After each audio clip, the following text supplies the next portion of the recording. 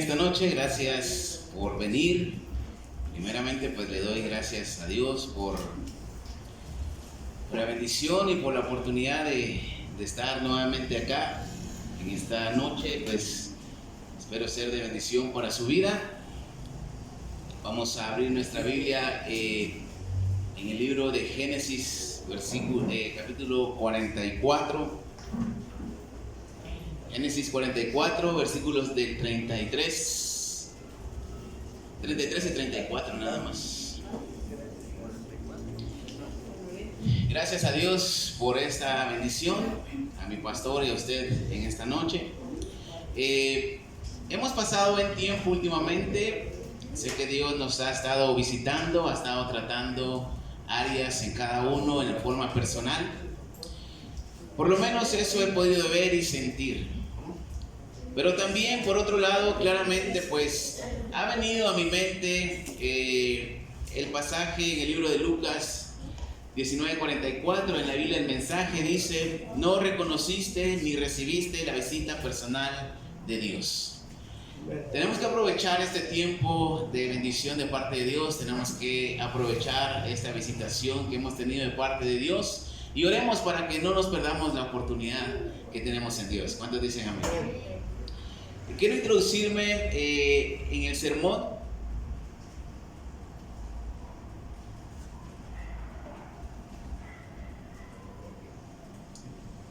El sermón se llama Empatía o la empatía, una necesidad.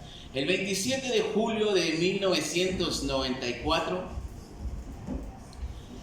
Kevin Carter, periodista, reportero, gráfico sudafricano, un gran famoso periodista en ese lugar, se suicida inhalando monóxido de carbono.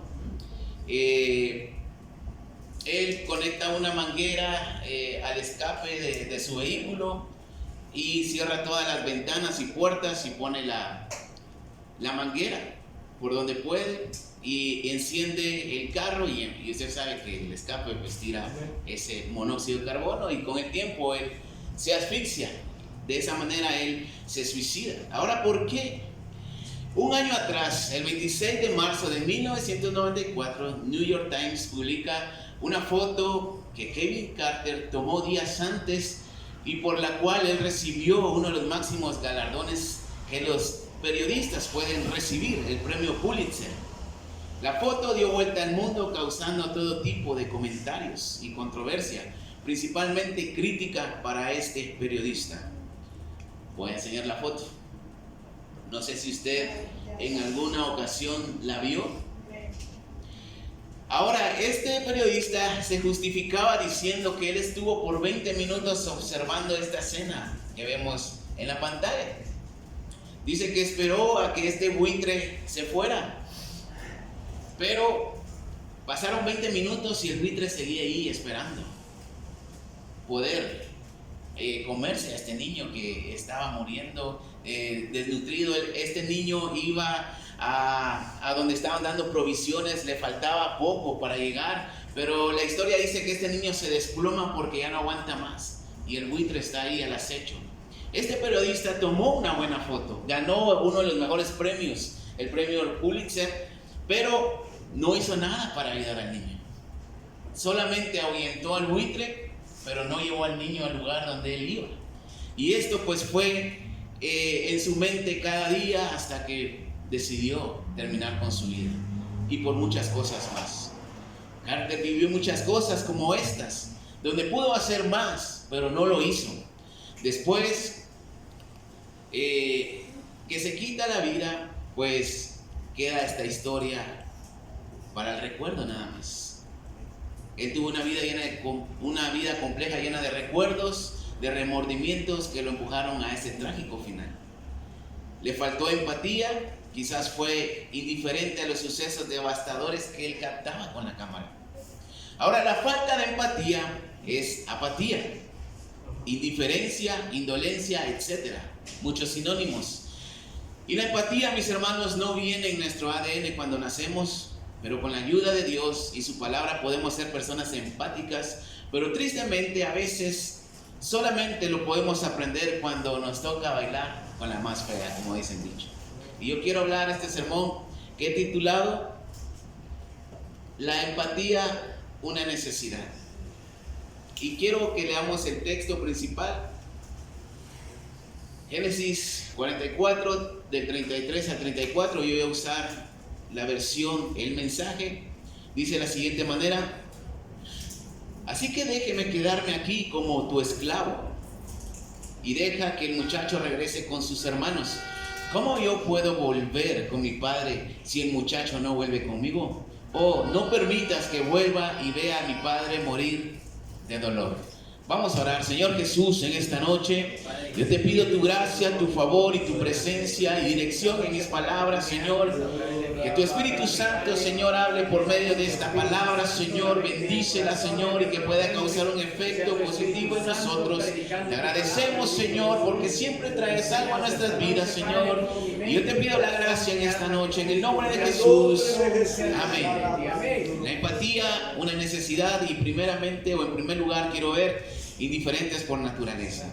Ahora, empatía significa, según el diccionario, capacidad de comprender y compartir los sentimientos y perspectivas de los demás. Es ponerse en el lugar de otra persona para entender lo que siente o lo que piensa, lo que facilita una conexión emocional, mejorando la comunicación y fomentando relaciones sociales saludables. Ahora, el texto, mi hermano, que acabamos de leer, el texto principal, nos muestra a un Judá intercesor por la vida de su hermano Benjamín. Judá no era así. No pasaba la empatía ni siquiera por su mente. Cuando la Biblia nos menciona a Judá, vemos a un Judá indiferente, apático, que incluso tenía celos de José, al que ellos mismos le llamaron el soñador. Génesis 37, vamos a leer unos textos atrás. Vamos a ver el contexto, porque sí es importante para poder comprender lo que la Biblia y el Señor nos quiere decir. Génesis 37, del 15 al 21, rápidamente. Hablando de José, cuando su padre Jacob lo manda a ver a sus hermanos que estaban pastoreando las ovejas, él los manda a buscar para que les diera un reporte. Dice la Biblia: un hombre lo encontró a José perdido en el campo y le preguntó: ¿qué estás buscando? Estoy tratando de encontrar a mis hermanos. ¿Tienes alguna idea de dónde pastan sus rebaños? El hombre contestó: se han ido de aquí, por lo que escuché decir que iban a Dotán. Así que José partió, rastreó a sus hermanos y los encontró en Dotán.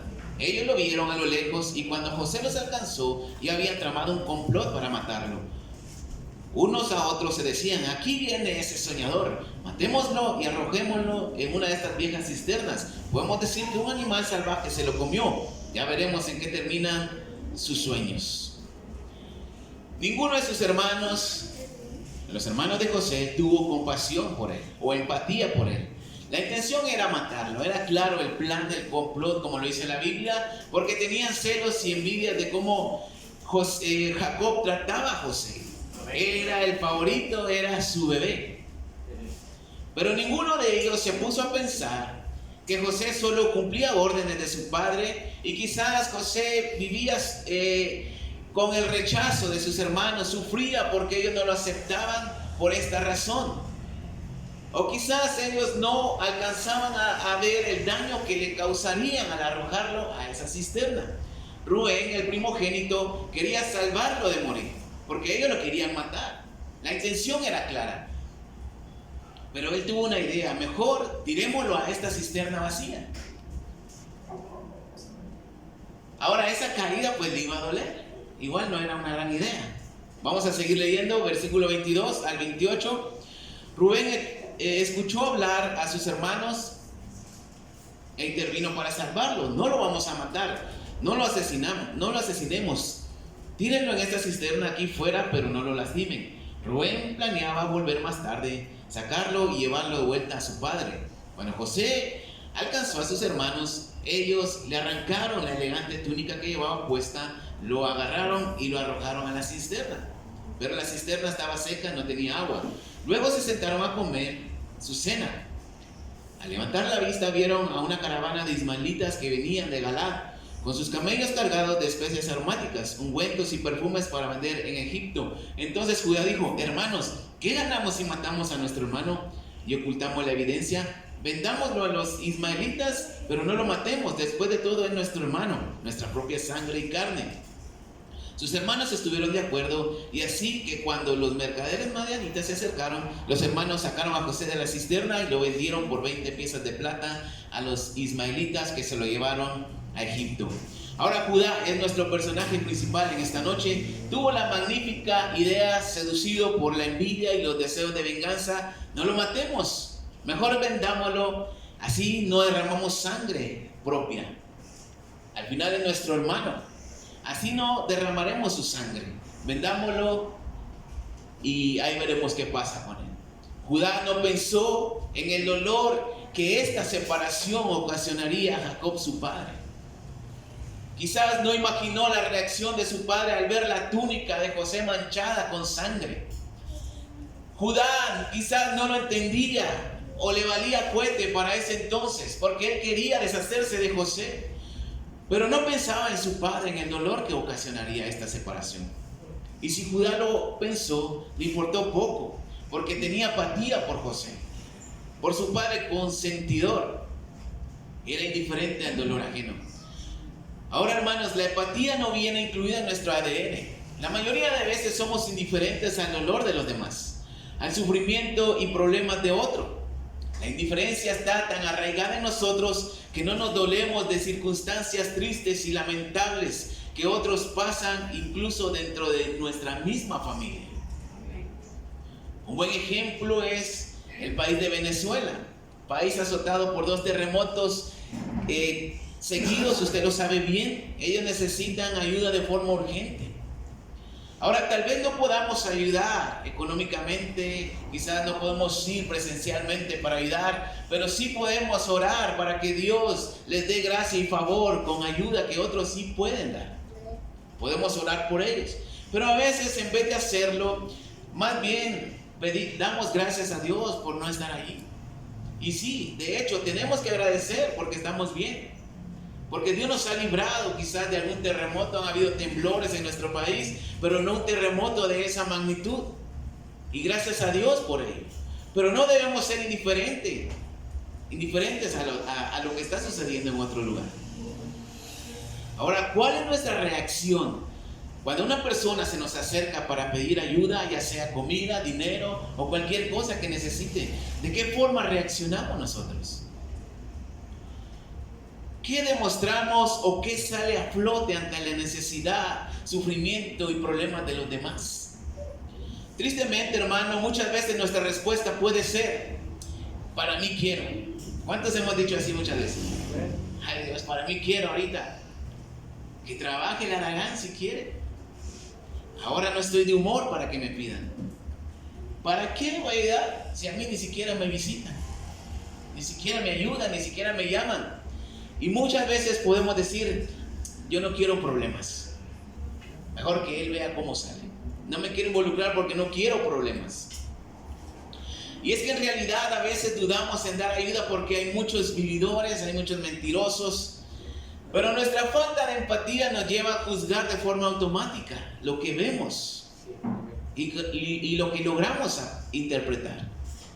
¿Cuántos han venido a la iglesia pidiendo ayuda, principalmente dinero? Y a veces nos cuentan cosas que la verdad no son creíbles. Y de inmediato decimos: pastor, ahí le hablan. Pastor, lo están buscando. Lo mandamos con el pastor. Ahora, lo que siempre me ha sorprendido es de que como el pastor tal vez no crea lo que le dicen, pero siempre está dispuesto a dar a esta gente. Lo usen para bien o para mal, ya es cuestión de ellos, pero él siempre da, movido por la empatía quizás. Amén. Muchas veces he ayudado imaginando que algún día puedo ser yo quien está en el lugar del otro. Eso me lleva a ayudar, porque quizás estamos bien, pero no sabemos cómo la vida puede dar vueltas. ¿Cuántos dicen amén? Exactamente. Podemos estar bien, tener la bendición de Dios, pero quizás algún día nos toque. Amén, amén. A veces me he imaginado pedir dinero y digo: ¿será que voy a atreverme a pedir dinero? O algo así. Entonces, cuando puedo, lo hago. No siempre se puede. Ahora hablemos de lo espiritual, porque no solo se trata de ayuda económica o la empatía de esta forma. Amén. De repente pueden venir hermanos que se han alejado de la iglesia, y cuando alguien viene una vez más trae problemas, trae batallas, trae consecuencias y circunstancias que le han pasado durante el alejamiento que ha tenido. Y cuando lo vemos, el recibimiento que les podemos dar depende si nos cae bien o no. Amén. Si nos cae bien, le damos la bienvenida. Mi hermano, qué bueno que viniste otra vez. Que Dios te bendiga, le damos la mano y lo mandamos a algún lugar. Pero si no es de nuestro parecer o de nuestro agrado, podemos decir en nuestra mente: qué bueno que le fue mal, para que aprenda, para que se le quite. Está así porque él quiere o por rebelde. ¿Cuánta gente viene necesitada a la iglesia? Porque se fueron quizás por razones equivocadas o con razones o argumentos válidos. Pues no importa. La gente viene es porque espera que Dios lo restaure una vez más, como lo ha hecho con usted y conmigo. Pero la indiferencia una vez más sale a relucir, haciendo comentarios fuera de lugar, sacando la vuelta para no saludar. No visitamos a los enfermos o a los que necesitan una llamada, no han venido.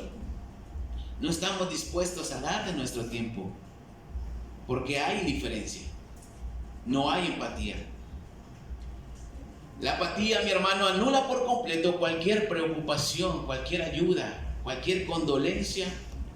Y por supuesto, la apatía anula por completo la empatía. A veces ni siquiera pasa en nuestra mente que nuestras acciones, nuestras palabras, nuestros gestos pueden dañar a los demás. Y si lo sabemos, a veces no nos importa porque hay diferencia. Así como Judá, en ese momento que dijo: vendamos a José, no se puso a pensar en cómo su padre se iba a doler de esa noticia. Imagina el cuadro, ver la túnica de su hijo con sangre, imaginarse que un animal lo devoró y que ya no lo iba a volver a ver. Mucho dolor para un padre. Sí, Génesis 37, del 31 al 35, rápidamente. Entonces ellos tomaron la túnica de José, mataron una cabra y con la sangre la empaparon totalmente. Luego le devolvieron la elegante túnica a su padre, diciéndole: encontramos esto, mírala bien, ¿crees que es la túnica de tu hijo? Él la reconoció de inmediato: la túnica de mi hijo, un animal salvaje se lo ha comido y lo ha despedazado. Jacob rasgó su ropa en señal de dolor, se vistió con un fardo áspero y lloró a su hijo por mucho tiempo. Sus hijos e hijas trataban de consolarlo, pero él rechazaba su consuelo, diciendo: iré a la tumba llorando por mi hijo. Oh, cómo lloraba su padre por él. Hasta ahí lo vamos a dejar. La cuestión, mi hermano, es que no sabemos qué nos deparará más adelante, qué vendrá en nuestras vidas. Y Judá nunca se imaginó lo que le iba a acontecer. Ahora, en segundo lugar, quiero ver hasta que nos toca, o hasta que no nos toca. Génesis 38, rápidamente lo vamos a leer del 1 al 12. Por este tiempo Judá se separó después de que vendieron a José y se fue a Egipto. Se separó de sus hermanos y se fue a vivir con un hombre llamado Gira en Adulán. Mientras estuvo ahí, conoció a la hija de un cananeo llamado Suba, y se casó con una mujer, con Suba, su mujer. Se unieron y ella quedó embarazada, por lo que dio a luz un hijo al que llamó Er. Volvió a quedar embarazada y dio a luz otro hijo al que llamó Onán. Luego tuvo otro y a este lo llamó Sela. Vivían en Kesib cuando Sela nació. Judá consiguió para su primogénito Er una mujer llamada Tamar. Pero el primogénito de Judá ofendió gravemente a Dios y Dios le quitó la vida. Entonces Judá le dijo a Onán: ve y acuéstate con la viuda de tu hermano. Es deber de un cuñado mantener vivo el linaje de su hermano. Sin embargo, Onán sabía que el niño no sería suyo, así que cada vez que se acostaba con la viuda de su hermano, derramaba su semen en el suelo para que no engendrara un hijo para su hermano. Dios se ofendió mucho por esto y también le quitó la vida. Entonces Judá intervino y le dijo a su nuera Tamar: vive como viuda en casa de tu padre hasta que mi hijo Sela crezca.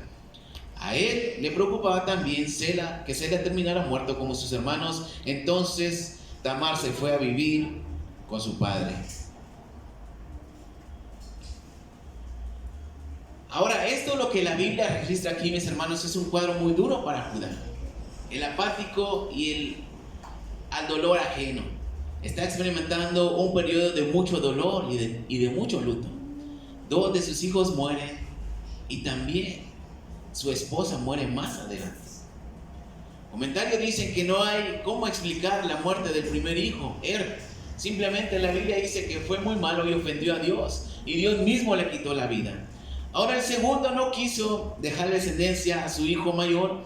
Ahora aquí como que se repite de nuevo el patrón. Onán solo le gustaba su propia satisfacción sexual y no le preocupaba la descendencia de su hermano.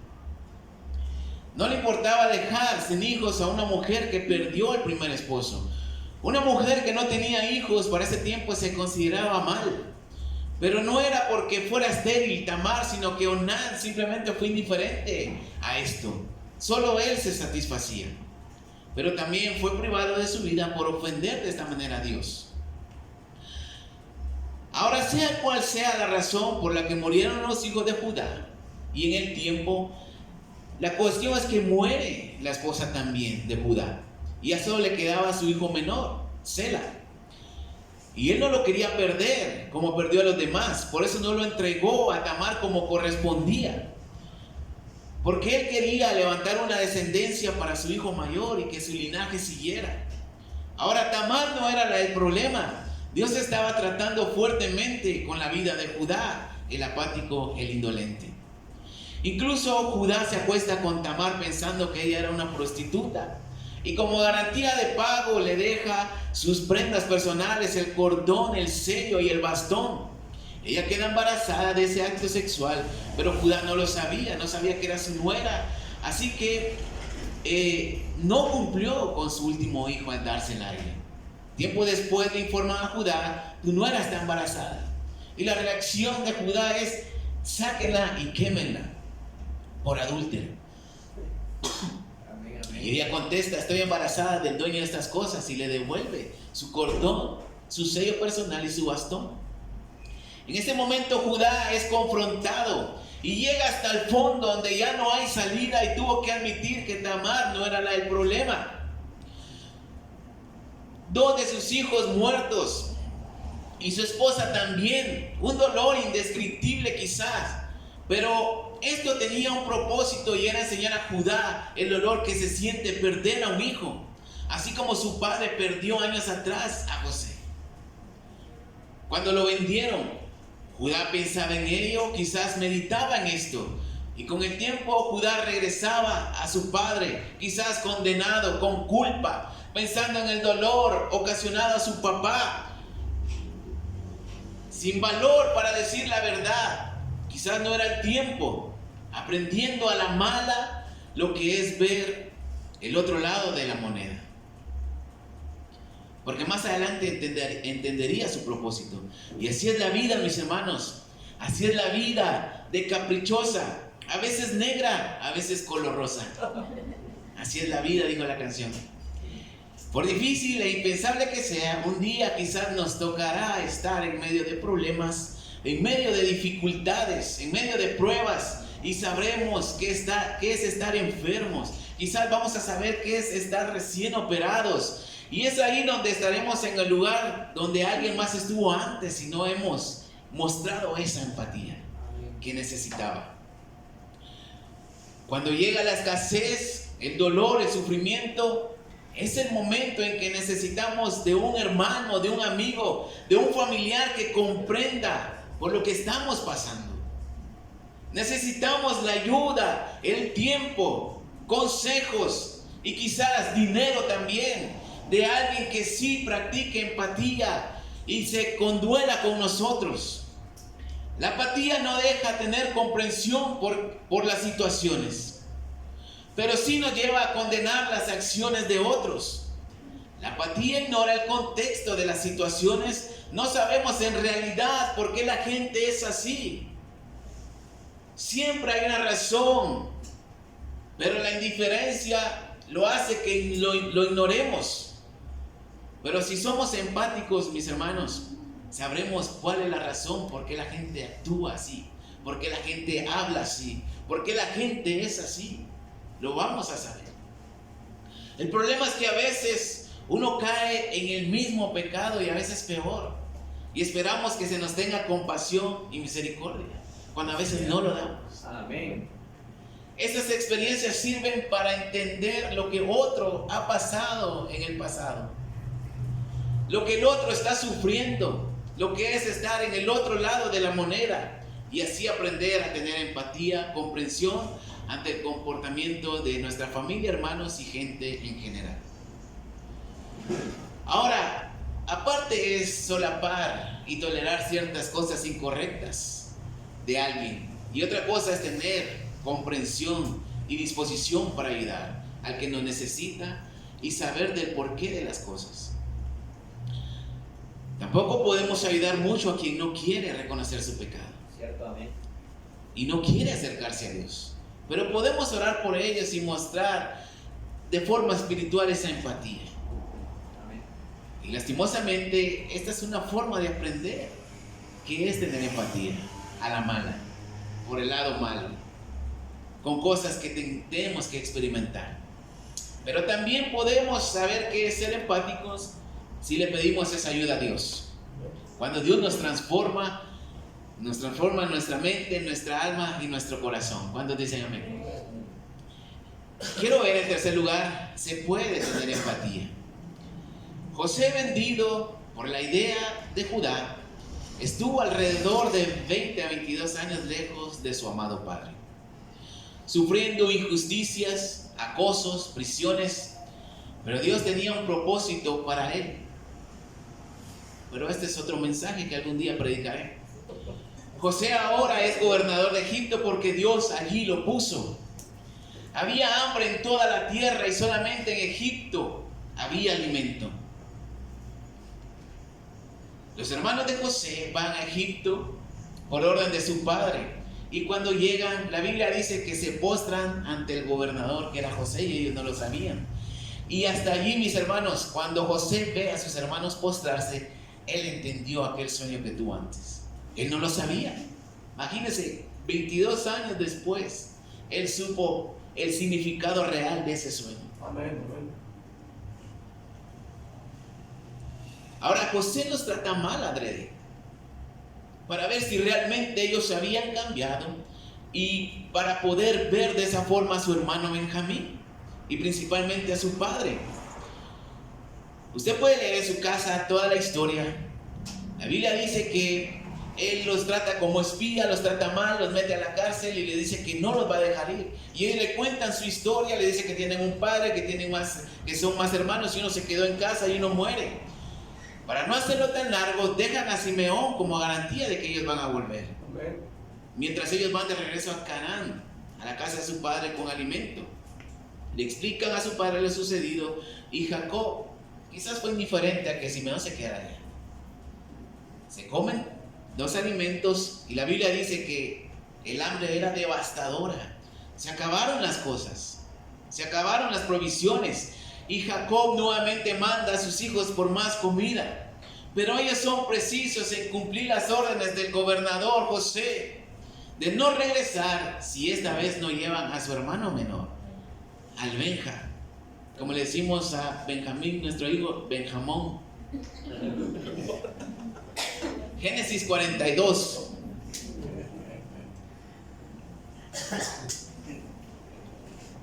De 37 a 38. 42 dijimos, ¿verdad? Entonces Rubén le dijo a su padre: pondré a mis 2 hijos en tus manos como rehenes si no traigo a Benjamín de vuelta. Puedes matarlos.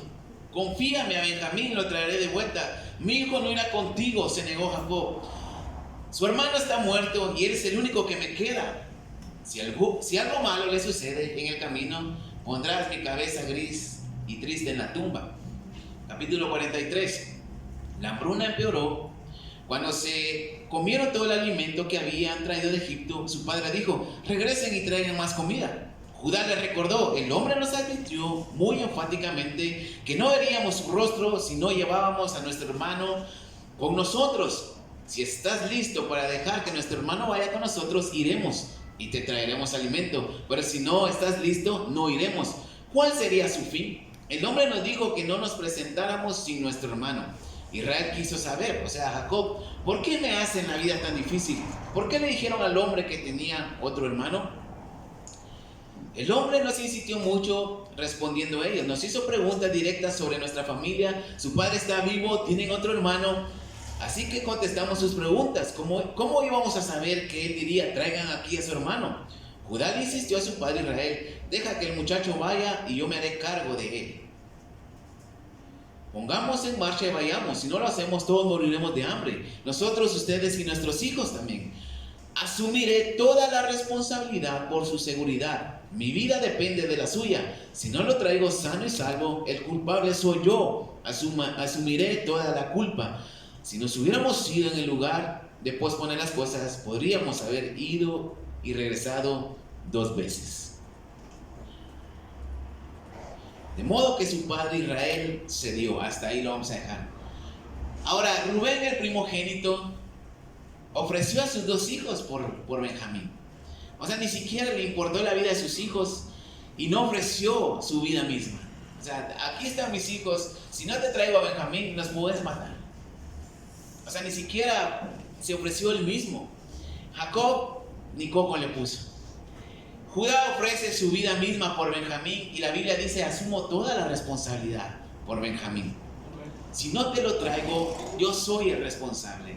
Yo asumo toda la culpa. Un Judá que antes le importaba poco la vida de José y la de su padre, esta vez es diferente.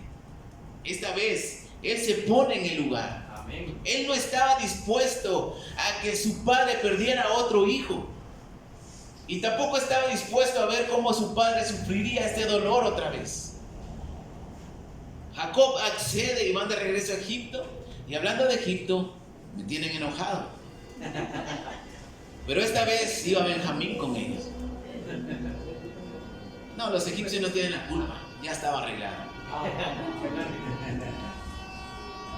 Hermanos, los procesos difíciles de la vida y en el cristianismo nos hacen más sensibles y empáticos. A veces por las malas experiencias y muchas veces por misericordia de Dios. Ahora, según la psicología cognitiva, la empatía no es un sentimiento único, sino un fenómeno multidimensional que se divide en 3. Primera, empatía cognitiva. Es la capacidad de comprender intelectualmente el estado mental o la perspectiva de alguien sin necesidad de experimentar su emoción. La segunda, empatía afectiva o emocional. Capacidad de conectar emocionalmente llegando a sentir o reflejar una respuesta visceral similar al dolor o la alegría del otro. Y la tercera, la empatía compasiva. Capacidad que va más allá del entendimiento y del sentir. Genera el impulso activo de ayudar a mitigar el malestar ajeno. Podemos pedir a Dios ser empáticos. Y creo que muchas veces lo hemos sido, lo hemos practicado. Pero como ahora hoy en día se usan tantas palabras o nombran cada cosa que a veces no sabemos que somos empáticos. La empatía puede practicarse cuando escuchamos atentamente a una persona sin interrumpir. Y esta atención genuina muchas veces basta para que esa persona se sienta escuchada, se desahogue. Amén. Y saque lo que tiene dentro. Escuchar con atención sin interrumpir es mostrar empatía. Amén. Es importante no dar consejos rápidos y tratar de dar soluciones. Esto simplemente da prioridad a la otra persona cuando escuchamos con atención. Somos empáticos cuando no hay prejuicios, no juzgamos y no ponemos etiquetas a las decisiones ajenas basándose en nociones preconcebidas. A veces somos buenos para decir, le pasó esto por esta razón. Entonces díganme, somos buenos para poner etiquetas como dice esta definición. Es correcto, amén. Podemos ser empáticos también cuando reconocemos y respetamos los sentimientos de los demás, aunque no estemos de acuerdo con ellos. Eso significa que no vamos a solapar algo incorrecto. Podemos sentir el dolor ajeno, pero también podemos mostrar empatía cuando no hacemos ese dolor ajeno una carga para nosotros. Prácticamente, como decimos en el buen chapín, no vamos a sudar calenturas ajenas. La empatía va más allá de las personas, de quiénes son, de cómo son, de la cultura, de las situaciones y de los problemas. Practicando esto, hermanos, podemos ser personas que siempre tendremos empatía, pero lastimosamente la mayoría de veces lo vamos a aprender a la mala, con malas experiencias, con un dolor propio y estando literalmente en posiciones no deseables. Judá aprendió, pero aprendió a la mala. Cuando supo qué es el dolor de perder a uno de sus hijos, él perdió a dos y a su esposa, y seguramente se arrepintió por causarle dolor a su padre y a su hermano. Génesis 44, del 14 al 20 rápidamente. José todavía estaba en casa cuando Judá y sus hermanos, el contexto es de que ellos llegan nuevamente con José, el gobernador, y la Biblia dice que él tiene un plan para ponerlos a prueba. Él les da las provisiones, los trata muy bien y liberan a Simeón. La Biblia dice que ellos ya van de regreso contentos con más provisiones, pero el plan de José era meter una copa que él usaba de forma personal en uno de los sacos de los hermanos, especialmente en el menor. Entonces el plan era agarrarlos, y cuando los alcanzan le dice: ¿por qué han hecho esto? Mi amo, dice el mayordomo de José, sabe adivinar. Le robaron su copa, y uno de ellos dice: que se muera el que la tenga, no tenemos nada. Y revisaron una por una, del mayor al menor, y la Biblia dice que la copa estaba en el saco del menor. Y ellos se indignaron, rasgaron sus ropas en señal de indignación. Y la Biblia dice que José no lo quería matar, sino lo que quería hacerlo su esclavo. Y sus hermanos regresaron rápidamente. Ahora lo vamos a leer.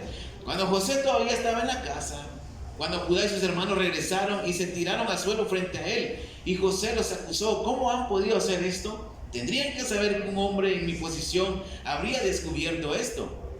Judá, como vocero de sus hermanos, contestó: ¿qué podemos decir, Señor? ¿Qué se puede decir?